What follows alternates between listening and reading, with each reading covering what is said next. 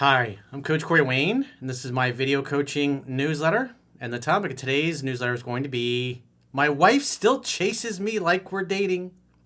These are good problems to have. So I got an email success story. This particular guy has been following my work for about 4 years now. And after he started following my work, that's what led to him meeting and dating his wife. So he tells us how their love story started out, how they ended up getting married. They got married pretty quickly. And things have been pretty good. They do have some arguments and fights here and there. So that tells me he's not a complete perfect student, because men who understand women don't argue with them. It just should not be happening. You guys should be talking things out and working things out. So it's a good success story, great way to start the week. And because there's so many guys that make so many mistakes, let's have an email here of somebody that's doing really good. So you get a good contrast. And the thing is that this guy, I think he said he's read 3% Man about 9 times. Obviously, I always say 10 to 15. And the only thing I see that he's doing wrong is that he's having arguments and fights with his wife, which he shouldn't do. But they have a great sex life. He says they're hooking up 6 to 10 times a week, which is great. When you look at the stats of couples that go the distance for many decades and they have what they consider to be a good marriage, they're having sex on average a minimum of 3 times a week. So that's good. If you have a good sex life 3 times a week, and you've been together for many years, that's pretty awesome. Because most people, what ends up happening, the longer they're in a relationship, they end up having sex like every 2 weeks, twice a month basically. And that is just kind of a release. And that doesn't sound very exciting. So with that said, let's go through this guy's email and see what he did so well. Besides obviously learning the material. He says, "Hey coach, as so many have shared, and as you obviously know, your advice made a massive difference. I'm 34, and I first found your work about 4 years ago, and I jumped right in. I had already read lots of books on self-help, sales, communication, etc., but had never been able to truly connect the dots when it came to women, especially the pretty ones." So we can tell from that, he probably tended to pedestalize the women he really liked. He got really dopey, really soft, and let women walk all over him. And then they friend-zoned him or said he's too nice. "Oh, I need to work on myself. You're a great guy." That kind of stuff. He says, "They always intimidated me. Your book was the first thing I read. Then I jumped into your videos after I finished it the first time. I read your book 9 times over the course of a few months and set out to make tons of mistakes, so it seems like he stopped reading it 4 years ago. So probably he's backsliding on some level." He says, "I go back to the book, make a correction, and then I would go make some more mistakes, just chipping away at the old programming and allowing the new programming to actually change who I was." I would say really what it does is it teaches you to accentuate the attractive behaviors. And so when you exhibit attractive behaviors and women respond positively to that, you get positive reinforcement. And so you do more of that. When you do unattractive behaviors and it turns her off, you get negative reinforcement. So you move away from the things that don't work and move towards the things that do work. And the thing that makes it so difficult for guys is almost all women just have no idea how attraction works. They'll tell you what they think, but then when you look what they do the opposite. That's why when guys seek out advice from women, they get so many mixed responses and answers that don't make any sense. I mean, if you've watched the podcast I've done with the girls, it's like, because I see you guys in the comments, they do it all the time and just continues to confirm the things that I talk about in my book. And that's why I have the girls on, is so we can show you these things. So I can point out things the way they are. You can hear what comes out of their mouth. And then I'll ask a different question or ask a question a different way. And then you find out what the real answer happens to be. He says, "Anyway, I met my wife 3 years ago, July 4th, 2019, on Plenty of Fish. I set up my profile exactly as you recommended too. And by then, I had already made hundreds of mistakes and was in a much better position as a true masculine man than I was just a few months before." Yeah, because you're getting successful repetitions. That's why I say read it 10 to 15 times. But it doesn't help to read it 10 to 15 times and then do no practicing, and then 2 years after you've read it, go and do one approach. And I mean, you got to have hundreds and hundreds of failures. When you read my book, it's like, I mean, when I was a kid, teenager, all through my 20s, I was out every weekend. Friday, Saturday night, partying, trying to get better, trying to figure things out. There's pre-internet, pre-self-help books on the topic. There was just nothing. I think Mars and Venus was like the only self-help book that was even out there, and that's going to help you when you're in a relationship. It's not going to teach you how attraction works or any of those things. He says, our first messages on Plenty of Fish were intentional towards setting up a date, not endless messages for weeks before getting a phone number. I did initiate with her in the app, but I knew where I was in the negotiation, so I wasn't fazed by her position as the one initially being chased. Anyway, she gave me, the reality is women have all the power on the dating apps. And I've gone over this before because the dating apps have released the data on it, and it's so interesting is that women have, most of the women, I think it's like 80% of the women have their height that they want their guys to match with to be like 6 feet and above. And so therefore anybody that's below 6 feet never even sees their profile. It never comes up. So it's like, that's right off the bat, 80% of the dudes are eliminated if they're under 6 feet. So for the majority of women. But if you meet these same women in person and you're 5'5" and you act like a man, she's going to feel attraction and go out with you. And then you're going to hear just like what I got used to hearing, which you're not the typical guy I normally date. I usually date guys much bigger and much bulkier than you. I was like, yeah, well, you're still naked here in my bed.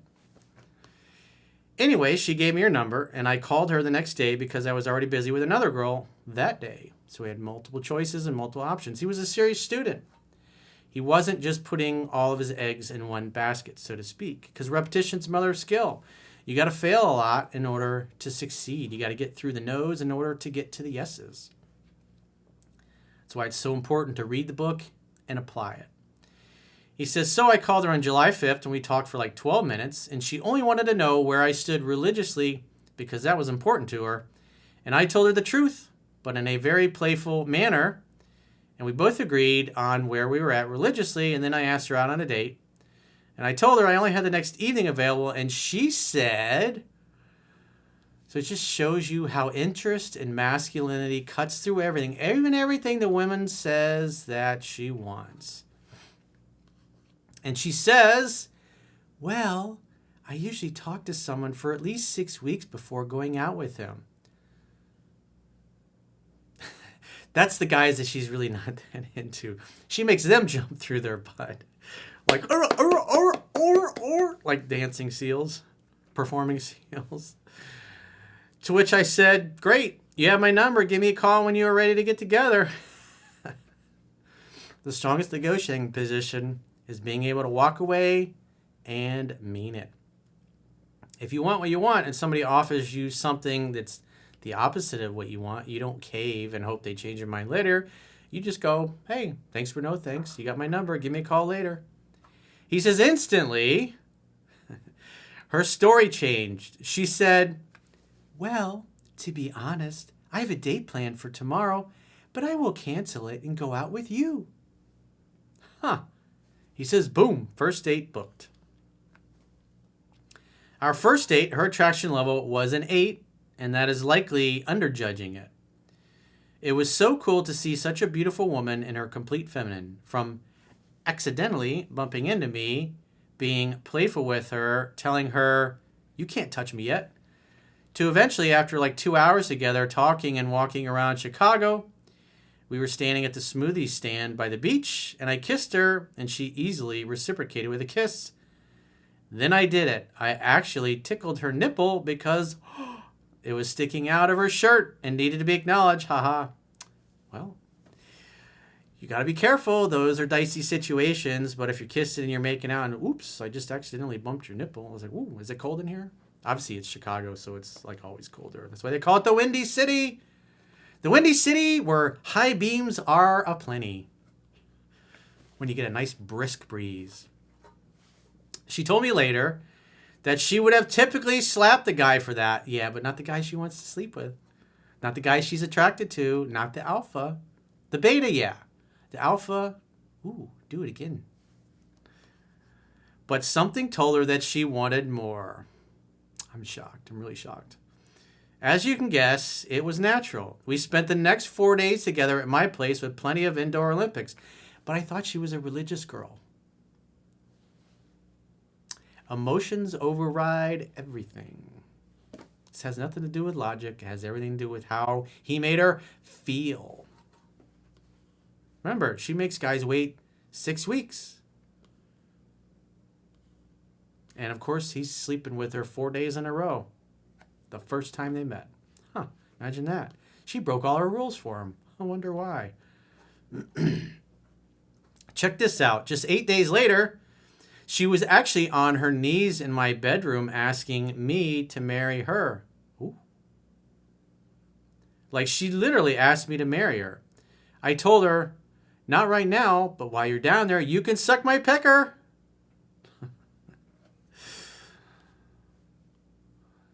That's called being submissive.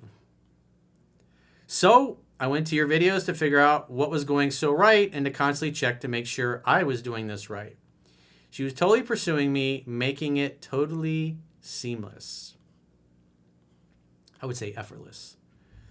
He says, well, we did get married just 6 months later. Well, I wouldn't have done it that soon, but I understand why you did it. And that was natural too. And to this day, it is still her that is constantly pursuing me.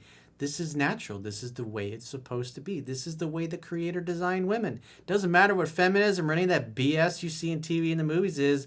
That stuff is unnatural that they're teaching you. It goes against what the Creator designed us to be. So no matter how much leftist, Marxist, Leninist nonsense they pump into everybody's heads, women still respond to masculinity.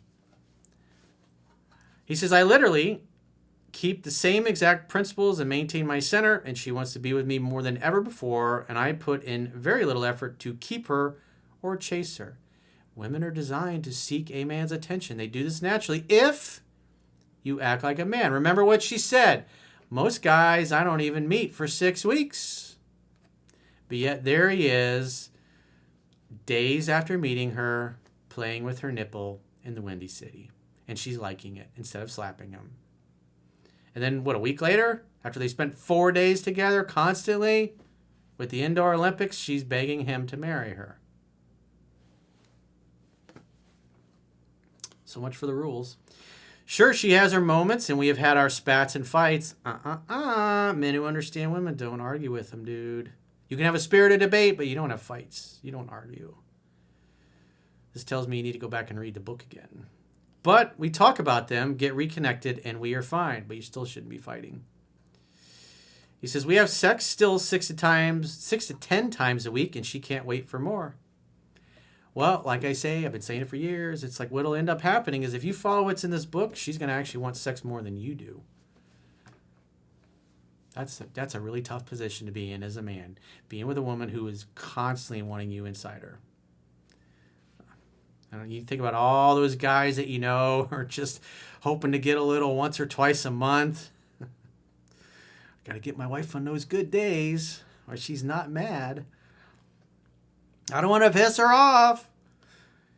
He says all that to say this. Guys who read the book 10 to 15 times see a massive difference between those who just want to cherry pick your videos for a quick fix and those that truly want to apply the principles and become an actual 3% man.